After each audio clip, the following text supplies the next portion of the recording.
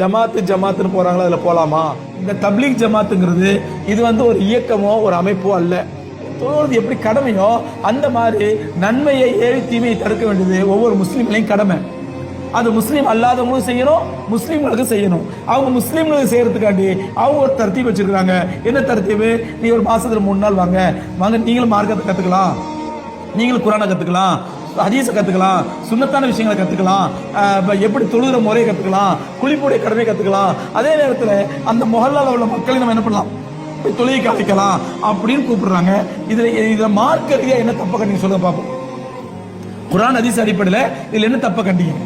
தப்லீக் ஜமாத் சொல்றது சல்தா பிர்தா மதரசா, நடமாடும் மதரசா, அவ்வளவுதான். நீங்க போனா நிறைய விஷயங்களை கத்துக்கலாம், குரானை கத்துக்கலாம், ஹதீஸை கத்துக்கலாம், குரானோட ஃபதாயில் என்ன, சிறப்பு என்ன, அதை கத்துக்கலாம். அதே மாதிரி டெய்லி ஹதீஸ் வாசிப்பாங்க, டெய்லி 2 மணி நேரம் 3 மணி நேரம் ஹதீஸ் தான் வாசிப்பாங்க. இதெல்லாம் எப்படி தப்புன்னு சொல்ல முடியும்? ரசூலுல்லாஹ் ஹதீஸை வாசிக்கிறது கேட்கறதையும் ஒரு விமர்சனம் வைப்பாங்க. இல்ல அந்த அமல்களின் சிறப்புங்கிற கிதாபில் நிறைய புருடாக்கள் இருக்குது, இருந்துட்டு போட்டோம், நீங்க அதை வாசிக்காதீங்க. உங்களை யாசிக்க வற்புறுத்தல அமல்களின் சிறப்பு வாசிக்கிறது ஃபர்து, ஜமாத்துல போனா தப்லீக்ல போனா அதை வாசிச்சாதான் ஜமாத்துல இருக்கணும், இல்லைன்னா இருக்கக்கூடாது அப்படின்னு யாராவது சொன்னாங்களா உங்கள்கிட்ட? நீங்க அவாய்ட் பண்ணீங்க, வேணாங்க அமல் சில வாசிக்க மாட்டேங்க, நான் குரான் ஓத போறேங்க, ஓதுங்க, யார் வேணாங்கிறவங்கள பொண்டாட்டி பிள்ளைலாம் விட்டு பாருங்க. நம்ம ஊருக்கு போனா பொண்டாட்டி விட்டு தான் போகணும், வேற பொண்டாட்டி கூட்டா போக முடியும்? விட்டுதான் போகணும்.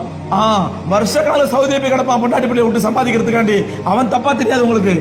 பொண்டாட்டி பிள்ளையோட வருஷ காலத்துக்கு துபாயில போய் கிடப்பான், ஒட்டகம் மேய்ச்சிட்டு இருப்பான், ஆடு மேய்ச்சிட்டு இருப்பான், காசுக்காண்டி டப்புக்கா வேண்டி. அப்ப நல்லவன். ஆனா ஒரு 3 மாசம் 2 மாசம் 40 நாள் தப்லீக போனா மட்டும் பொண்டாட்டி பிள்ளை விட்டு போயிடறான், பொண்டாட்டி விட்டு போயிடறான். என் சவுதிக்கு ஆடு மாட்டு வைக்க போனா பொண்டாட்டி கூட்ட போறான், அவனே விமர்சனம் பண்றது இல்ல. அருமைக்குரியவர்களே, தப்லீக் ஜமாத் என்பது நம்மை திருத்திக் கொள்வதற்காக வேண்டியும், நாம சில விஷயங்களை கத்துக்கிறதுக்காக வேண்டியும் உள்ள ஒரு அமைப்பு. இந்த மாதிரி மார்க்கத்தை கற்றுக்கொள்வதற்கான ஒரு வழிமுறை தான் தப்லீக் ஜமாத்துங்கிறது. ஒரு 3 நாள் போயிட்டு வாங்க ஜமாத்துல.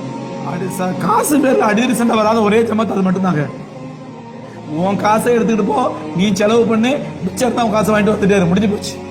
அப்ப உன்னை சொந்த நேரத்தை எடுத்துக்கிட்டு உன் சொந்த காசை எடுத்துட்டு போறது, அல்லாஹ்வுடைய தீனுக்கு ஆடி போறது எப்படிங்க தப்பா இருக்க முடியும்? எந்த வித தப்புன்னு சொல்லுங்க. நீங்க தப்புன்னு சொல்றாங்க, உங்களுடைய அறிஞர் பெருமள்கிட்ட கேட்டு சொல்லுங்க எப்படி தப்புண்டு. இல்லாத போல அவதூறு சொல்லுவாங்க. தப்லீக் ஜமாத்துல சூஃபீஸ் சொல்லி தராங்க. எந்த தப்லீக் ஜமாத்துல சூஃபீஸ் சொல்லி சொல்லுங்க பாப்போம். யாராவது ஜமாத்துல போனாரு என்ன சூஃபீஸ் சொன்னாங்க அப்படி யாராவது சொல்லுங்க பாப்போம். அல்ல வழிகட்ட கொள்கை சொன்னாங்க சொல்லுங்க பாப்போம். தப்லீக் காரங்க இப்படி பண்றாங்க அப்படி பண்றாங்கன்னா தப்லீக் காரங்கிட்ட 1000 குறைகள் மனிதர்கள். யார்கிட்ட தான் குறை இல்லை?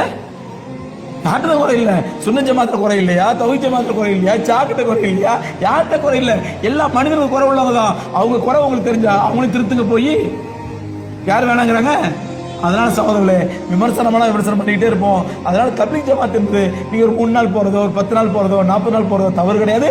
அது தப்லீக் ஜமாத் சொல்றது சல்தா பிர்தா மதரசா, நடமாடும் மதரசா.